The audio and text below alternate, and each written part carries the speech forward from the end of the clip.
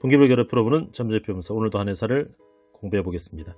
오늘은 한때 2015년까지 잘 나갔던 하이로코리아에 대해서 한번 살펴보겠습니다. 먼저 간략한 회사의 개요를 보겠습니다. 하이로코리아는 동제, 강제, 스텐제 등을 주재료로 하여서 기계 설비의 이음쇠, 후렌지 밸브, 유니온, 닛불 등의 제조 판매를 목적으로 78년 3월에 설립이 되었습니다. 그리고 1989년 12월에 코스닥 시장에 상장이 된 회사이고요. 그리고 2000년 7월에 회사 이름을 협동금속에서 하이로코리아로 이름을 변경을 하였습니다. 연결 대상 종속회사를 살펴보면 협동사, 협동전공, 국내에 있는 자회사가 있고요. 그리고 중국과 미국과 유럽의 판매법인들이 있습니다. 협동사, 협동전공은 자산 총계가 25억 정도, 그리고 225억 정도로 협동전공은 자산 총계가 제법 큰 회사입니다. 자, 그럼 최대주를 살펴보겠습니다. 최대주주는 문효근 대표이사와 특수관계인이 40.98%로 올해 들어서도 지분이 조금씩 특수관계자들의 지분이 늘어나고 있습니다. 그리고 두 번째 주주가 문영훈 씨로 설립자이면서 현재 회장으로 있는 문영훈 씨고요. 33년생이십니다. 그러니까 내년이 되면 거의 90세가 다 되어 가시는 분이고, 이분의 지분 14.97%를 상속이나 정리를 해야 되는 문제가 현재 남아 있습니다. 자, 그리고 문유건 씨도 이제 하이록 단조라는 특수관계 회사와의 매출 관계가 있는데요. 하이록 단조는 문유건 씨가 90%, 그리고 하이록 코리아가 10%의 지분을 가지고 있습니다. 그리고 하이록 단조의 작년 1년 매출을 보면 32억 정도인데, 하이록 코리아가 하이록 단조에서 매입한 것이 31억 3천만 원 정도로 대부분 하이록 단조의 매출이 하이록 코리아로 전개가 되고 있습니다. 그래서 하이록 코리아의 매출에 비해서 크지는 않지만 약간의 일감 몰아주기로 조금 진행이 되는 부분은 있습니다. 그래서 아직은 회사에 큰 영향은 없지만 이런 부분은 관계사 중에 한번 살펴볼 필요는 있는 회사입니다. 자, 그럼 회사의 제품을 한번 살펴보겠습니다. 자, 회사가 하는 일은 결국 개장용 피팅 및 밸브를 주로 생산을 하고 있습니다. 그래서 유압용 밸브, 그리고 초정비 피팅, 모듈형을 생산하고 있고, 플루이드와 컨트롤 시스템 산업에서는 필수 부품으로 이것들이 적용이 됩니다. 피팅, 밸브, 그리고 패키지 솔루션, 매니폴드 같은 것들이 들어가 있는 패키지 솔루션을 현재 판매를 하고 있고, 장치 산업에서 기계체 또는 유체의 흐름을 조절하거나 제어하는 기능에 주기능을 하는 것이고, 주거래처는 조선, 해양, 석유화학, 발전소, 반도체, 항공산업, 플랜트, 군수 등 산업 전반에 걸쳐서 매출이 일어나고 있습니다. 그리고 회사의 주요 고객들은 주요 목표 지역은 국내 조선, 해양업계고, 그리고 세계 여러 산유국, 그리고 발전시설, 대형 플랜트, 군수산업 등이 있고, 주로 선주사나 정유시설, 그리고 플랜트 발전시설의 시공사 등이 주요 고객으로 있습니다. 그리고 국내 대기업들의 설비 투자와 그리고 국가의 기관 산업 활성화 등, 그래서 정유화학 쪽에 투자가 이루어지거나 하면 상당히 매출이 늘어나는 그런 구조를 가지고 있습니다. 저는 회사의 매출을 한번 분야별로 살펴보겠습니다. 자, 피팅 부분도 하이록 피팅, 그리고 바이트 피팅, 그리고 파이프 피팅, 그리고 하이록 밸브가 이렇게 크게 네 가지로 나눌 수가 있고요. 밸브 부분이 현재는 매출의 비중이 가장 큽니다. 그리고 밸브 비중이 2018년, 2019년에 비해서 올해도 조금씩 성장을 하고 있는 것을 알 수가 있고, 다른 부분, 피팅 부분들은 조금씩 정체가 되어 있거나 약간씩 감소라는 부분이 있지만 밸브 부분은 꾸준히 성장을 하고 있는 것을 알 수가 있습니다. 그리고 기타 임대라든지 기타 부분이 21.3%를 차지하고 있고, 내수와 수출을 나눠보면 내수 부분이 52.8%, 수출 부분이 47% 정도로 내수와 수출이 큰 차이가 없이 현재 이루어져 있습니다. 그래서 매출 부분을 이번 분기 보고서에도 보면 올 3분기가 작년 3분기 대비 내수는 25% 정도 매출이 줄었지만 수출 부분은 오히려 8.7% 매출이 늘어났습니다. 그래서 수출 쪽에 올해 코로나 상황이지만 수출 쪽에는 탄탄한 매출을 현재 일으키고 있습니다. 자, 그리고 종소기업의 요약 재무정보를 제가 한번 실어놨는데요. 앞서 보셨겠지만 협동사와 협동전공이라는 회사가 후공정을 하는 회사와 그리고 가공 처리를 하는 이런 회사들인데, 회사의 자산 총계를 보면 앞서 살펴보았지만 협동사가 24억 정도, 그리고 협동전공이 195억인데 매출은 1년 현재 3분기까지 매출이 협동사 7억, 그리고 협동전공 43억으로 자산 대비 매출이 상당히 부진한 상황입니다. 그래서 매출액 자산 총 회전율이 상당히 낮은 상황, 그러니까 회사의 자산이 많이 쌓여 있지만 거기에 비해서 매출이 별로 발생하지 않는 구조로 그렇게 전개가 되고 있습니다. 자, 그러면 10년 동안에 한번 재무제표를 그래프로 살펴보겠습니다. 자, 매출액과 영업이익 부분입니다. 자, 큰 흐름을 보시면 2015년까지 꾸준히 회사가 성장했습니다. 앞에도 말씀드렸듯이 이 회사 2015년까지 아주 잘 나가고 주가도 상당히 잘 나갔습니다. 그래서 꾸준히 성장을 하다가 2016년부터 꺾이기 시작을 해서 잠시 반등을 하다가 2018년 상당히 침체를 보이고 2019년에 조금 반등을 하다가 또 올해도 코로나 때문에 약간 주춤을 하고 있습니다. 이런 앞서 살펴보셨겠지만 수출 부분은 조금 매출이 어느 정도 견조하게 이루어지고 있습니다. 영업이익도 말할 것 없이 매출이 좋을 때는 영업이익률 자체가 상당히 좋다가 매출이 줄어들면서 영업이익률이 상당히 낮아 있는 상태. 왜냐하면 고정비인 판관비들이 어느 정도 차지를 하고 있기 때문입니다. 자, 그러면 YOY로 전년 동기 대비해서 매출의 증감률 그리고 영업이익 증감률을 살펴보겠습니다. 자, 앞서 매출액과 영업이익 그래프를 보셨겠지만 한 번씩 이렇게 2017년에 잠시 전년 동기 대비해서 반등을 했다가 2018년에 상당히 안 좋은 시기였고요. 그리고 2019년에 반등을 했다가 또 올해 들어서 코로나 때문이기도 하지만 다시 매출과 영업이익이 줄어들어 있는 상태입니다. 그리고 2분기 연속으로 전년 동기 대비 매출액과 영업이익이 전년 동기 대비 줄어 있습니다. 그래서 이런 사이클로 현재 진행이 될 것인지, 안 그러면 최근에 이제 우리나라의 조선소들이 많이 수주를 하면서 다시 반등을 하면서 사이클이 올라올 것인지, 이 부분은 전방산업의 업황을 한번 살펴보면서 투자를 진행해야 될 것 같습니다. 자, 수익성 지표들을 한번 보겠습니다. GPM, OPM, 그리고 판관 비율, 그리고 NPM, ROE 등을 한번 살펴보겠습니다. 자, 앞서 말씀드린 2015년까지 아주 잘 나갔었고요. 그리고 매출액 총이익률 GPM 자체가 43%까지 한때 올라갔었습니다. 즉 판매 단가가 상당히 좋았고, 그리고서 총이익률 자체가 상당히 좋았다는 뜻입니다.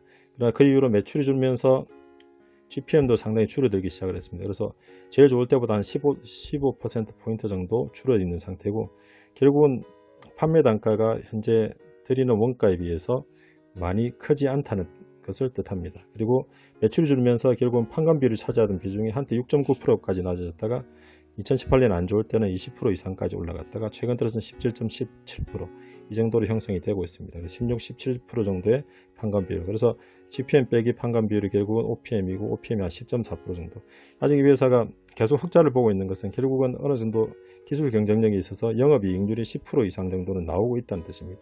2018년 한때 안 좋을 때는 5%까지 갔지만 그렇게 형성이 되고 있고, 그리고 회사가 자본이 계속 쌓이면서 ROE는 2.8%까지 현재 떨어지는, 최근 4분기 합산은 2.8%까지 떨어지는 상황입니다. 그래서 이 회사의 매출이 늘어나야지 결국은 ROE도 증가를 하고 여러가지 수익성이 좋아질 것인데, 그 매출은 결국은 전방산업의 업황을 한번 살펴보셔야 됩니다. 자, 그러면 ROE를 듀퐁 분석이라고 해서 매출 순이익률 그리고 총자산회전율, 부채 비율 세 가지로 분해를 해서 볼 수가 있는데, 회사는 부채 비율을 계속 줄여서 부채 비율은 계속 줄고요. 그리고 앞서 말씀드렸듯이 2015년까지는 매출의 순이익률 자체도 상당히 좋게 올라와서 ROE가 증가를 했고, 부채 비율이 떨어졌기 때문에 그만큼 증가를 하지 않았지만 ROE가 같이 증가를 했지만, 그 이후로 매출이 떨어지고 보시면 총자산회전율이 드라마틱하게 79%까지 갔다가 32%까지 퍼센트포인트 32%까지 떨어집니다. 그래서 ROE가 급격하게 줄어드는 상황, 현재 최근 4분기 합산은 2.8%까지 ROE가 줄어 있습니다.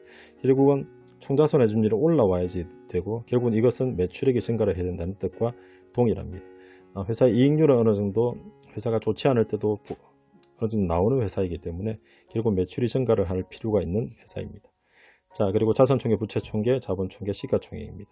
말씀드렸듯이 2015년까지 시가총액이 크게 증가를 했었고요. 매출이 계속 늘어났었기 때문입니다. 그래서 5,268억까지 시가총액이 증가를 했다가 거의 4분의 1통, 발의 반토막인데 1,409억까지 줄어들었다가 올 3분기에 최근에 주가가 좀 올라와서 1,879억까지 올라왔지만 작년 종가보다도 아직은 낮은 상태입니다.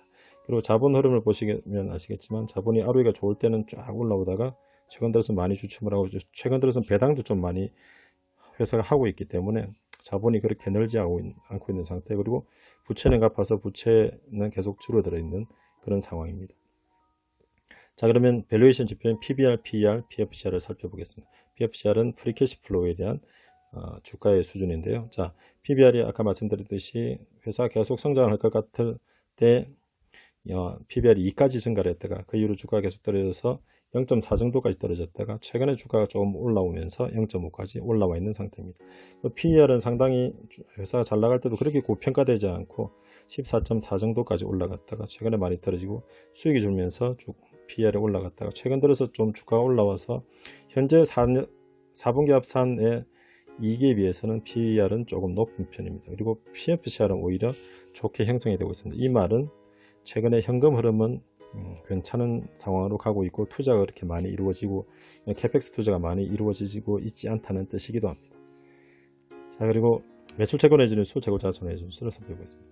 늘 말씀드리지만 회사의 매출이 많이 늘어나고 좋아지더라도 매출 채권 해지는 수나 재고 자손 해지는 수가 좋지 않으면 향후에 문제가 될 소지가 상당히 큽니다. 그래서 이것을 잘 살펴보고 투자를 하셔야 되고, 회사는 한때 매출 채권 해지는 수는 78일까지 떨어졌다가 138일까지 늘어났다가 매출이 안 좋을 때 최근 들어서는 조금씩 떨어지고 있습니다. 이 정도 안정적으로 관리가 되고 있고, 그리고 재고 자손 해지는 수가 좀 높은 편입니다. 그래서 95일까지 갔다가 한때 202일까지 올라갔다가 최근에도 한 174일 정도.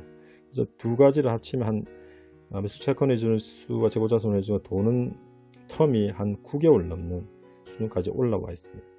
재고 자산이 좀 높은 이유는 아무래도 해외 판매가 많다 보니까 제품이 해외에 나가서 창고에 있다가 판매가 되는 그런 게 많을 것 같습니다. 해외 공장이 따로 없기 때문에 그런 것 같기도 합니다. 그러나 회사의 이익 수준이나 여러 가지를 살펴보면 이 정도로 관리가 되고 있는 것도 뭐 괜찮은 상황인 것 같고, 좀 더 재고 자산을 타이트하게 관리가 되면 더 좋을 것 같기도 하지만 회사 보유한 현금 정도를 보면 회사에 크게 리스크는 없어 보입니다. 자, 그리고 현금 흐름표를 그래프로 나타낸 것입니다. 자, 전체적으로 보시면 파란색 막대인 영업 현금 흐름이 꾸준히 플러스의 모습을 보이고 있습니다. 아까 말씀드렸듯이 2018년 한때 좋지 않았지만 최근 들어서는 다시 영업 현금 흐름이 플러스를 나타내고 있어서 회사의 현금은 그렇게 흐름이 나쁘지는 않습니다. 그리고 유무형 자산 캐펙스 투자도 2015년에 조금 많았다가 최근 들어서는 캐펙스 투자 거의 없이 설비를 그냥 보완하는 수준으로 계속 이루어지고 있는 상황이라서 회사의 현금이 흐르는 것은 나쁘지 않습니다. 그리고 기타 투자, 뭐 금융자산 투자, 뭐 금융자산을 걷어들였다가 팔았다가 하는 부분들. 그러니까 초록색 막대가 상당히 많이 아래 위로 형성이 되는데, 아래쪽은 결국은 금융자산 쪽에 투자를 하고, 그리고 위쪽은 금융자산을 다시 걷어들이고, 이런 회사의 현금 흐름이 좋지 않을 때는 그렇게 계속 회사가 전개되고 있고, 그리고 차입금 상환, 그리고 매 2분기에 보라색 재무 현금 흐름은 배당을 나타내는 것입니다. 그래서 회사가 금융자산도 뭐 크게 금융 상품들이 아니라 단기적인 약간 현금성 금융자산에 투자를 하고 있기 때문에 회사가 자금을 상당히 보수적으로 운용하고 있는 것을 사보고서 등을 보면 살펴볼 수가 있습니다. 자, 이 현금 흐름표를 최근 4분기 합산으로 나타낸 것인데요. 앞서 말씀드렸지만 크게 영업 현금 흐름 아주 회사가 괜찮게 운용이 되고 있고, 가끔씩 기타 투자 금융자산에 투자를 하고 있다가 다시 걷어들이고 하는 것들, 그리고 회사 부채를 갖고 그리고 배당을 하고 있는 모습들. 그래서 회사의 현금의 흐름이 크게 변동은 없습니다. 그래서 보수적으로 운용하는 것을 알 수가 있고, 현재 시가총액이 1879억, 오늘 기준으로 1879억인데 프리캐시플로우 199억 정도, 그리고 영업 현금 흐름이 최근 4분기 합산 192억, 그리고 영업이익 249억. 그러니까 영업이익보다 현금 흐름이 더 좋은 상황에 있습니다. 그리고 이게 주가의 그래프인데요.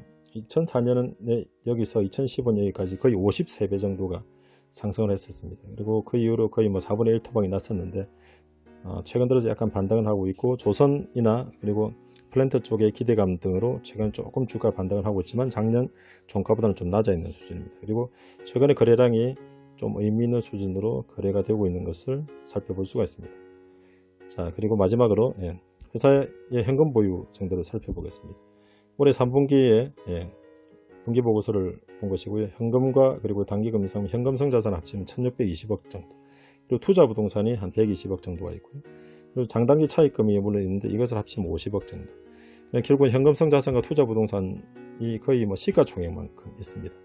그래서 이 회사가 아주 안정적이고 과거처럼 다시 매출이 회복이 된다면 회사가 크게 턴어라운드를 하면서 재평가 받을 가능성이 있는 회사이긴 합니다. 그래서 결국은 전방산업을 살펴볼 수밖에 없고, 그리고 배당을 보면 회사가 2017년보다 2018년, 19년에 수익이 좋지 않았는데도 불구하고 배당을 오히려 늘렸습니다. 배당을 늘렸고, 배당 성향도 59%, 52%. 이 부분은 앞서 살펴보셨겠지만 대표이사인 문유건 씨가 이제 상속을 받아야 되는 문제가 있기 때문에 아마 배당을 그렇게 줄이지는 않을 것 같습니다. 그래서 올해도 배당을 500원 정도로 한다면 현재 종가 기준으로는 3%가 넘는 배당 수익률을 3.6% 정도 나오는 것 같습니다. 그 정도의 배당 수익률이 기대가 됩니다. 그래서 배당주로도 크게 나쁘지 않은 상황. 결국 이 회사가 크게 성장을 하려면 회사의 전방 산업들이 좋아져서 그쪽에 매출이 많이 발생을 하는, 그러면 여러 가지 지표들이 턴어라운드 되는 그런 상황으로 갈 수가 있을 것 같습니다. 그런 것들을 한번 살펴보시면서 투자를 하시면 좋은 성과가 있으실 것 같습니다. 이상으로 하이로코리아에 대한 분석을 마치겠습니다. 감사합니다. 영상이 유익하셨다면 구독, 좋아요, 알림 설정 부탁드립니다.